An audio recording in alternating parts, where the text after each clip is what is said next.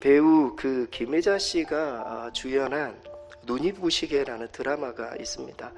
이 극 중에서 이 김혜자 씨는 치매를 앓고 있습니다.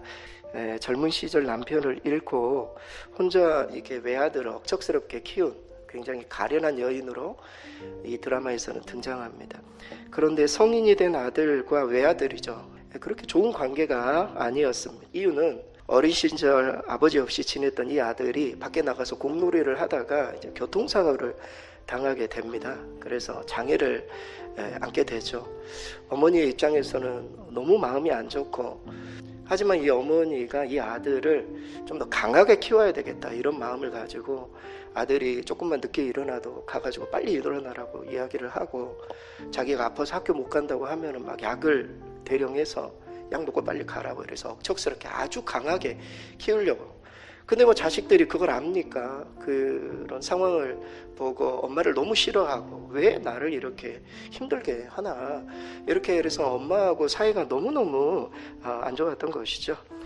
그런데 이제 어느 눈 오는 날 아들은 알츠하이머로 입원 중이었던 이 어머니가 병실에서 사라졌다는 그런 소식을 듣게 됩니다. 이곳저곳을 이렇게 헤매이다가 요양병원 한 귀퉁이에서 빗자루로 막 눈을 혼자 막 눈을 쓸고 있는 어머니를 발견하게 됩니다. 아들을 본 어머니는 해맑은 미소로 이렇게 말합니다. 눈이 와서 우리 아들 가는 길에 넘어지지 않도록 내가 길을 쓸고 있다. 그제서야 아들은 자신이 추운 겨울 학교에 갈 때마다 유독 자기 집 앞에 눈이 쓰러져 있는 것을, 이게 뭐 동네 아저씨가 한 줄 알았더니 어머니가 항상 아침에 일어나서 장애를 가진 자기를 위해서 안전하게 갈 수 있도록 어머니가 해줬다라는 사실을 깨닫게 됩니다. 그 이후부터 이제 어머니에 대한 오해가 완전히 풀리는 그런 어떤 드라마 내용입니다. 우리가 여기 존재하는 이유는 수많은 사람들의 희생이 있었기에 가능합니다. 이탈리아의 어느 화가가 한 성당의 벽화를 그려달라는 부탁을 받았습니다. 예수님의 생애라는 그림이었습니다. 그림이에요. 벽에 이렇게 그림을 하나씩 그려가지고 붙이는 거죠. 이 그림의 부탁을 받고 그는 12살 난 한 소년을 모델로 삼아서 예수님의 어린 시절을 좀 그려야 되겠다 이렇게 생각을 하고 12살 난 어떤 소년을 데리고 와서 예수님의 어린 시절을 그렸습니다. 후에 상당한 시간이 흘러서 그림을 다시 그리기 시작했습니다. 어느 날 그는 고난받으시는 예수님의 모습을 그리기 위해서 예수님을 배반했던 가룟 유다, 이 모델이 될 만한 인물이 누구일까 이렇게 찾다가 하루는 술집에서 술 주정하며 막 폭력을 행사하는 청년을 보게 됩니다. 청년에게 찾아가서 이만저만해서 내가 당신을 모델로 삼고 싶은데 비용을 많이 줄 테니까 그렇게 좀 해달라. 그래서 동의를 해서 왔어요. 그림을 그리기 위해서 여러 상황을 설명을 해주었습니다. 그러자 그는 그렇게 깜짝 놀라며 말합니다. 선생님, 저를 기억하지 못하시나요? 저는 여러 해 선생님 그림에서 소년 예수의 모델로 선택되었던 그런 사람이었습니다. 그런데 지금은 세월이 흘러서 가룟 유다의 모델로 이런 어떤 상황이 너무나 황망한 것입니다. 예수님을 닮아야 할 사람이 후에 예수님의 배반자가 될 수도 있습니다. 한 홀 어머니가 아들이 하나 있었는데 너무 행실이 좋지 않는 것입니다. 아들을 볼 때마다 아무리 이야기를 해도 행실을 고치지 않고 늘 타일렀지만 소용이 없자 아들을 불러다가 조용히 마지막 부탁이라고 이렇게 제안을 합니다. 너 이제 나쁜 짓을 할 때마다 이 기둥에 못을 한 개씩 박아라. 이거는 제가 들어드리겠다고 해가지고 자기가 나쁜 짓을 할 때마다 못을 가지고 와서 기둥에 못을 하나씩 박기 시작했습니다. 며칠 안 가서 이상한 현상이 생겼습니다. 지금까지 자신의 죄에 대해서 아무런 죄책감을 느끼지 않았는데 그 못을 박을 때마다 자신의 가슴에 막 못이 박히는 것처럼, 어머니에게 막 못을 박는 것처럼 막 답답함을 느끼기 시작했습니다. 그는 너무나 견딜 수 없어서 회개를 하고 뉘우치며 눈물을 흘리며 어머니에게 찾아가서 용서를 빌었습니다. 다시는 제가 이런 일들을 좀 줄여가겠다 이야기를 하자 어머니가 이렇게 말합니다. 그럼 이제부터는 착한 행실을 할 때마다 기둥에 박힌 못을 하나씩 빼도록 해라. 이날부터 아들은 달라지기 시작했습니다. 얼마 안 가 기둥의 못이 하나씩 다 빠져나가. 그 빠져나감과 동시에 아들의 어떤 행실이 몰라보게 바뀌어서 세 사람이 되었습니다. 그런데 기둥을 보니까 못자국은 없어지지 않은 겁니다. 자신의 죄로 인해 얼마나 많은 사람들에게 내가 상처를 주었을까. 못은 빼도 그 상처는 남아있겠구나. 그래서 그는 죽는 날까지 이 못자국을 증거로 선하게 살기 위해 노력했고 회개하며 용서를 실천했다라는 이야기입니다. 여러분, 아브라함 링컨의 전기를 여러분 읽어보신 분이 계실 것입니다. 이 책을 읽어보면요, 그가 얼마나 파란만장한 삶을 살았는지를 알 수 있어요. 여러분, 그는요 농민의 아들로 태어났어요. 너무 가난하게 태어났습니다. 그리고 그의 가족이 어렸을 때 파산을 경험했어요. 그리고 어린 나이에 친어머니가 사망을 했습니다. 그는 할 일이 없어가지고 나룻배 사공이 됐어요.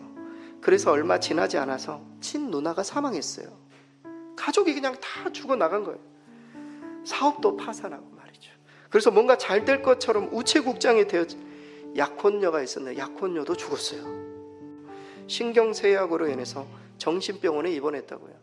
선거를 했죠. 9번이나 선거해가지고 참패를. 그리고 결국에는 1860년 미 합중국 16대 대통령이 되었습니다. 그는 매 순간 하나님의 눈으로 새로운 관점으로 자신의 인생을 바라봤다고 해요. 포기, 그러니까 모든 상황들을 좌절로 끝내지 않고 감사하는 가운데 이 모든 불편한 상황들을 미래와 연결짓는 그런 그렇게 어려운 시기에 이렇게 말했다고 해요. 길이 미끄럽기는 하지만 아주 낭떠러지는 아니라고. 감사하는 사람에는 계속 발전이 있다고 이야기를 한 거예요. 여러분, 정말 그렇습니다. 감사하는 자에게는 정말 발전이 있어요. 그래서 우리는 항상 쥐어짜듯이 감사거리를 찾고 내 삶에 불평과 원망이 그냥 감사거리로 밀려갈 수 있도록 항상 우리의 마음을 다스려야 됩니다. 톨스토이가 쓴 사람에게는 얼마만큼의 땅이 필요할까요? 라는 유명한 책이 있습니다. 끝없는 욕심에 관한 그런 책이죠. 이 책의 주인공인 바흠이 집에 앉아 있는데 빠르키르라는 어떤 동네에서 한 상인이 찾아와서 이야기하는 내용을 듣습니다. 빠르키르라는 그 동네는 굉장히 비옥한 땅이 많은, 그곳에 사는 촌장의 비위만 맞추면 엄청나게 많은 땅을 작은 가격에 얻을 수 있다, 이런 소식을 듣게 됩니다. 이 바흠은 욕심이 생겼어요. 그래서 곧장 그 이야기를 들은 후에 그곳을 향해 찾아갑니다. 촌장을 만나죠. 땅을 사고 싶다고 이야기를 합니다. 그러자 촌장은 이렇게 말합니다. 우리는 땅을 하루치기로 팝니다. 하루 종일 걸은 만큼의 땅을 1,000 루블에 드립니다. 문제는 해가 떨어지기 전에 돌아오지 못하면 그 땅은 당신의 것이 되지 못합니다. 이에 바흠은 그렇게 하겠다라고 말한 후에 다음날 1분이라도 허비하지 않고자 하는 마음으로 열심히 걷기 시작합니다. 처음에 걸었을 때는 힘이 있었죠. 그러나 점점 더위는 찾아왔고 졸음까지 쏟아졌고 땅에 대한 욕심이 너무 많아가지고 쉬지도 않고 계속 빨리 걸었습니다. 자기가 돌아올 건 생각도 못하고 얼마가 지났을까? 해를 보니 오후가 한참이 지난 겁니다. 돌아갈 시간이 너무 짧아진 거죠. 갑자기 마음에 생각이 듭니다. 이렇게 욕심을 부리면 안 되겠구나. 이 정도까지만 생각하지 라고 생각하고 서둘러서 돌아가기 위해 언덕을 향해 걸었지만 너무 열심히 걸은 나머지 다리가 후들후들 떨리기 시작했습니다. 제대로 발을 걸을 수가 없는 거예요. 신발은 터지고 이런 문제가 생긴 거예요.